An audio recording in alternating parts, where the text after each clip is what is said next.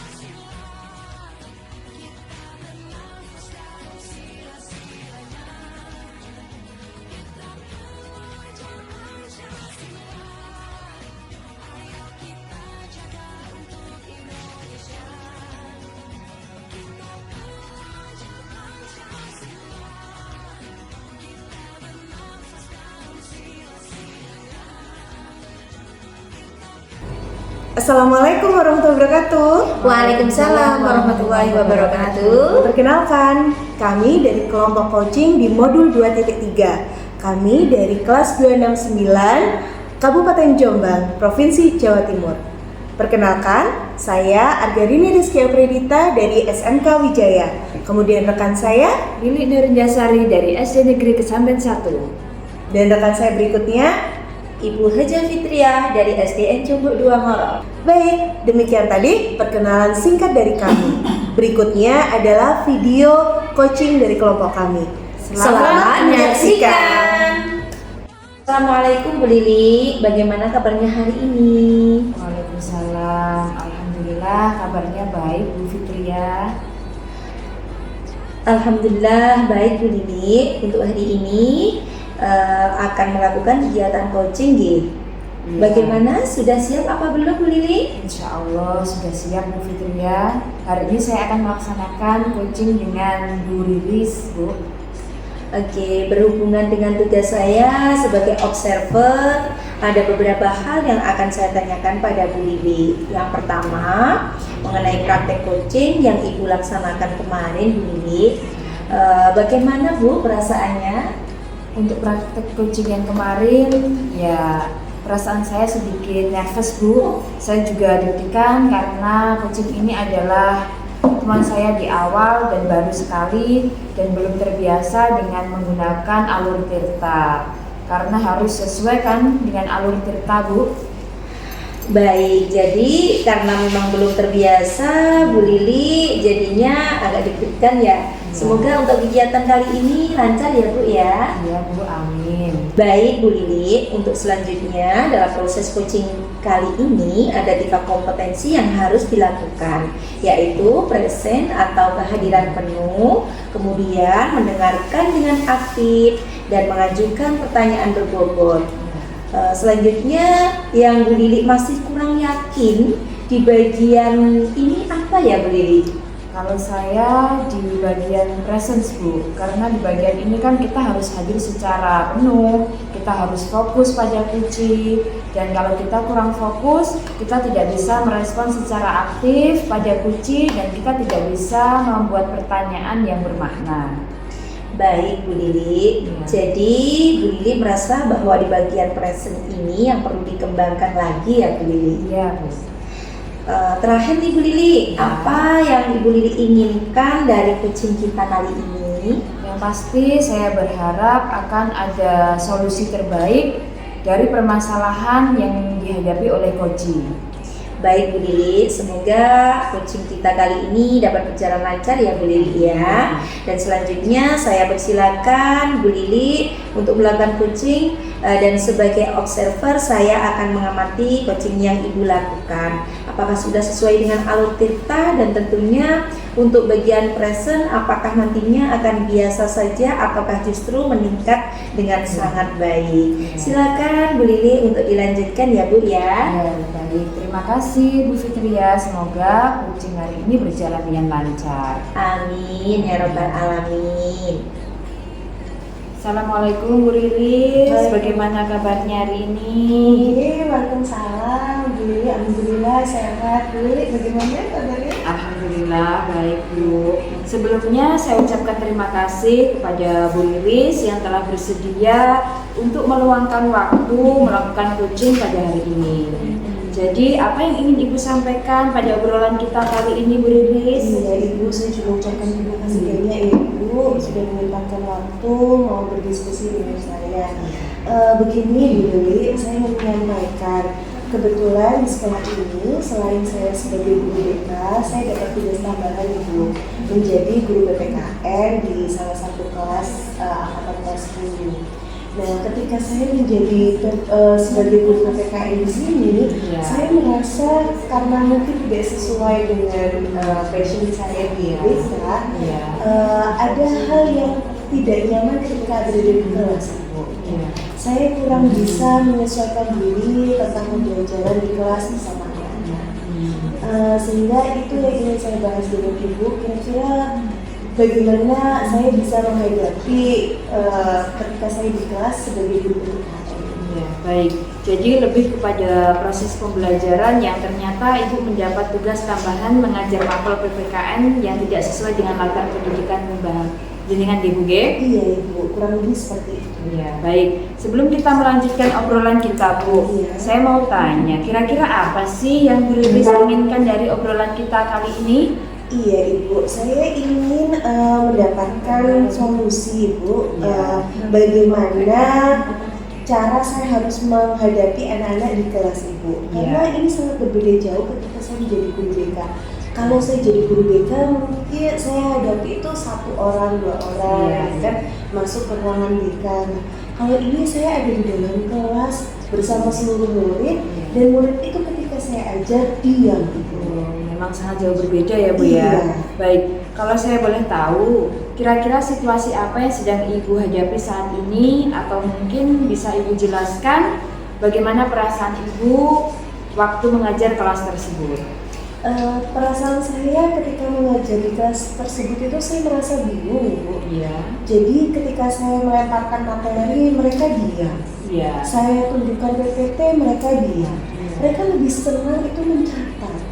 Sedangkan saya ingin kelas saya ini tuh aktif gitu Ibu. Jadi aktif, kelasnya hidup, ada tanya jawab, diskusi begitu. Sedangkan di kelas saya itu mereka semuanya lebih pasif dan hanya mendengarkan saya. Seharusnya kan mereka tidak hanya sebagai objek ya Ibu ya, tapi juga menjadi subjek di kelas saya begitu. Kemudian apakah Ibu sudah pernah menanyakan kepada mereka pembelajaran seperti apa yang mereka inginkan?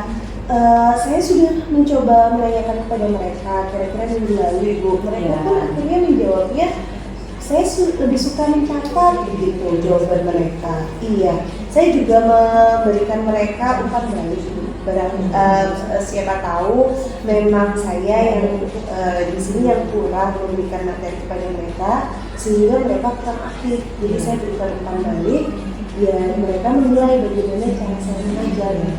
Baik, tadi Ibu sudah menyampaikan bahwa Ibu sudah berusaha menambah model belajar ya Bu, tapi masih kurang respon dari siswa. Iya. Nah, lalu kalau boleh saya tahu, kira-kira dalam pembelajaran yang bagaimana yang Ibu inginkan di kelas tersebut? Saya ingin pembelajaran dua arah. Iya. Jadi aktif, anak-anak ini semuanya itu bisa menyampaikan pendapat mereka. Begitu. Iya.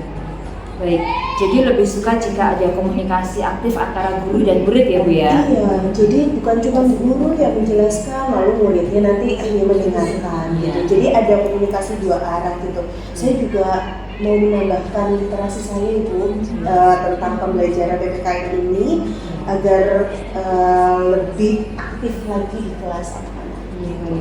Lalu apa yang mungkin dibutuhkan sama Bu Lilis untuk mencapai hal tersebut yang mungkin bisa Ibu lakukan dalam waktu dekat ini?